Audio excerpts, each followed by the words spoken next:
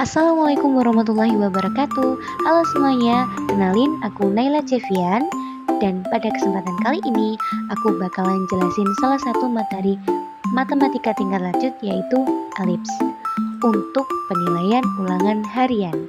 So, tanpa berlama-lama, langsung aja kita bahas. Oke, sebelum kita masuk ke soal dan pembahasan, kita kenalan dulu nih sama si elips ini. Kalau kalian punya kerucut, lalu kalian potong miring seperti ini, maka potongan yang dihasilkan adalah elips. Bentuk umum persamaan elips dibagi menjadi dua, yang berpusat 0,0 dan yang berpusat P, Q. Elips sendiri punya dua jenis, elips horizontal dan elips vertikal. Untuk elips horizontal berpusat 0,0, maka persamaannya x kuadrat per a kuadrat plus y kuadrat per b kuadrat sama dengan 1. Untuk elips horizontal berpusat P, Q, persamaannya Q min P kuadrat per A kuadrat plus Y min Q kuadrat per B kuadrat sama dengan 1. Begitu juga dengan elips vertikal yang berpusat pada 0,0, persamaannya X kuadrat per B kuadrat plus Y kuadrat per A kuadrat sama dengan 1. Untuk yang berpusat P, Q, maka persamaannya X min P kuadrat per B kuadrat plus Y min Q kuadrat per A kuadrat sama dengan 1. Yang membedakan adalah A dan B. A di sini mewakili setengah sumbu mayor dan B mewakili setengah sumbu minor. Oke, di sini aku udah dapetin satu soal dari Bucus. Di sini diketahui ada suatu persamaan 4x kuadrat plus 8y kuadrat min 4x min 24y min 13 sama dengan 0. Buat sketsa gambar dan cari yang pertama ada titik puncak, yang kedua ada titik fokus, yang ketiga ada sumbu mayor dan minor, yang keempat ada eksentrisitas, panjang lactus rectum, dan persamaan direktris, dan yang kelima ada PGS elips yang bergradien 5. Satu soal aja. Bercanda. Nah, temen-temen, emang ini udah jadi persamaan elips? Kayaknya belum deh. Dia persamaan lingkaran gak sih? Oke, kita rubah dulu dia ke bentuk persamaan elips. Oke, kita udah dapetin nih. Nah, pelan-pelan ya.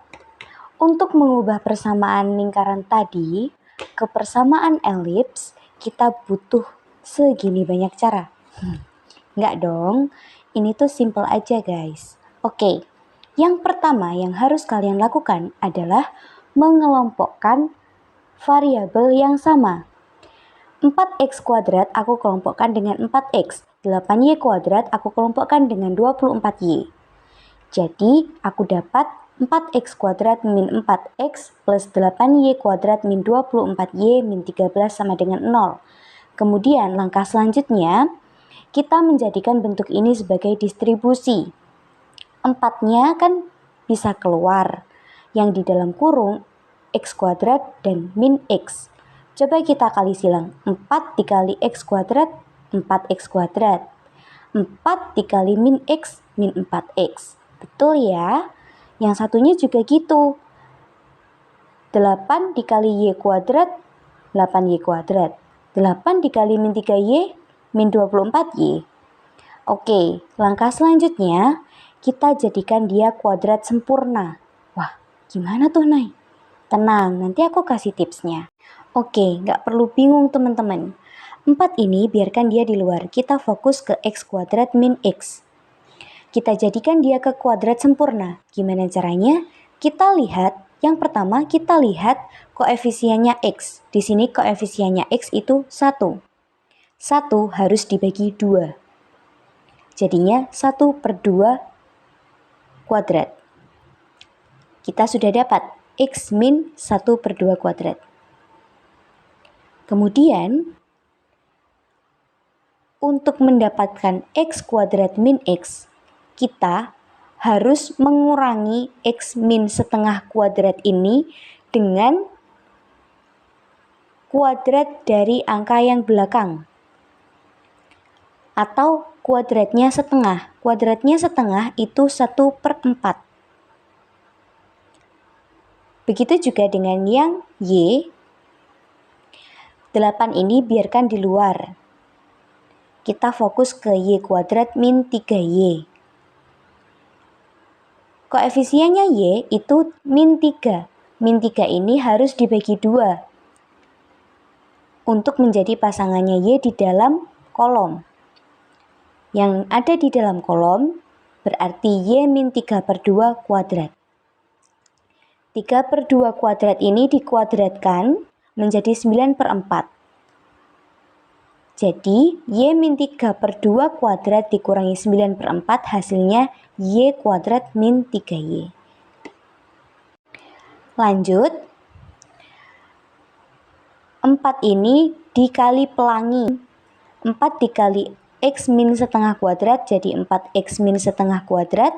4 dikali 1/4 hasilnya min 1. 8 dikali Y min 3/2 kuadrat. 8 Y min 3/2 kuadrat. Kemudian 8 dikali min 9/4 hasilnya min 18 dikurangi 13 sama dengan 0. Konstanta-konstantanya kita pindah ke ruas kanan. Lalu kita mendapatkan 4 kali X min setengah kuadrat ditambah 8 dikali Y min 3/2 kuadrat sama dengan 32. Kenapa dibagi 32? Karena bentuk persamaan elips adalah X kuadrat per A kuadrat ditambah Y kuadrat per B kuadrat sama dengan 1, supaya kita dapat 1 ini. Jadi kita bagi semuanya dengan 32. 4X min setengah kuadrat dibagi 32 ditambah 8 Y min 3/2 kuadrat dibagi 32 sama dengan 32 per 32. Hasilnya X min setengah kuadrat per 8 ditambah Y min 3/2 kuadrat per 4 sama dengan 1. Dan ini adalah persamaan elips yang kita dapatkan.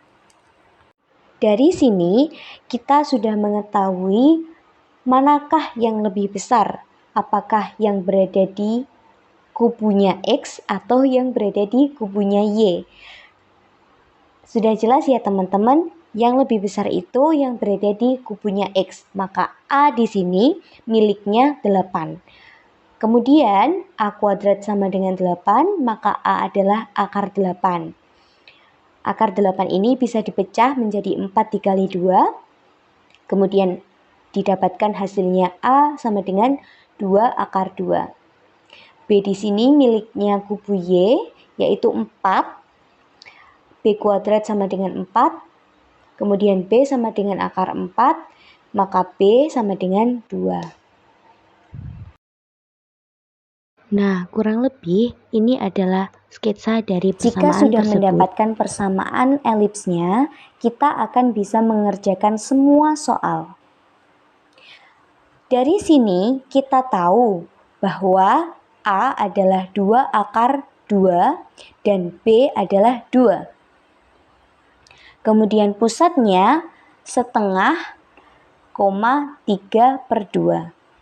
Dari sini kita bisa langsung menjawab soalan yang nomor 1, yaitu untuk mencari titik puncak.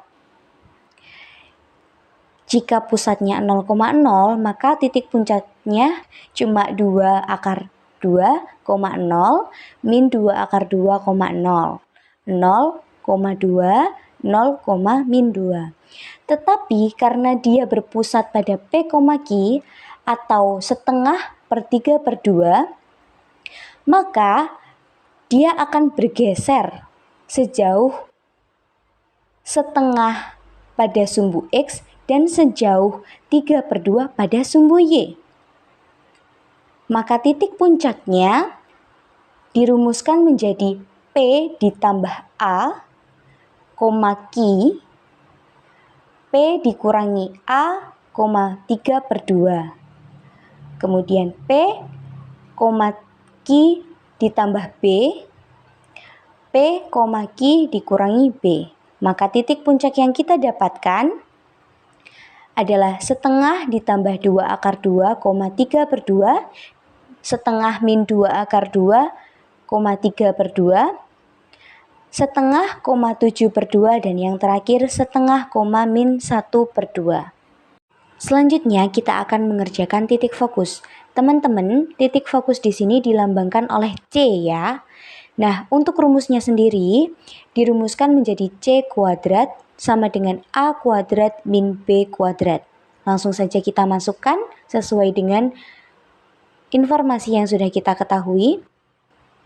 A disubstitusikan oleh 2 akar 2 dan B disubstitusikan oleh 2. Maka 2 akar 2 kuadrat adalah 8 dan 2 kuadrat adalah 4. C kuadrat sama dengan 4, maka C sama dengan 2. Kemudian titik fokusnya 2,0 dan min 2,0. Bombastic side eye. Enggak dong, nanti aku dimarahin Bucus karena tidak kugeser.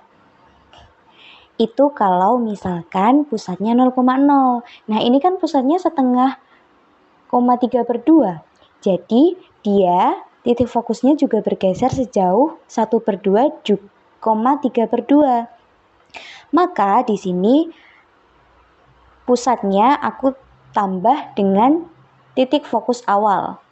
Setengah ditambah 2, 3 per 2, setengah min 2, 3 per 2. Menjadi fokus 1, titik fokus yang pertama 5 per 2, 3 per 2, dan titik fokus yang kedua min 3 per 2, 3 per 2. Next, kita akan bahas soal sumbu mayor dan sumbu minor. Sudah aku singgung di awal tadi bahwa A adalah setengah dari sumbu mayor dan B adalah setengah dari sumbu minor. Maka untuk mencari keseluruhan dari sumbu mayor, rumusnya 2 kali A, dan untuk mencari keseluruhan dari sumbu minor adalah 2 kali B. Langsung saja disubstitusikan. 2A sama dengan 2 dikali 2 akar 2, hasilnya 4 akar 2. Dan 2B jadi 2 dikali 2, hasilnya 4. Oke, selanjutnya kita move ke eksentrisitas, yaitu kelengkungan elips. Dirumuskan dengan E sama dengan C per A, kemudian E lebih dari 0 dan kurang dari 1.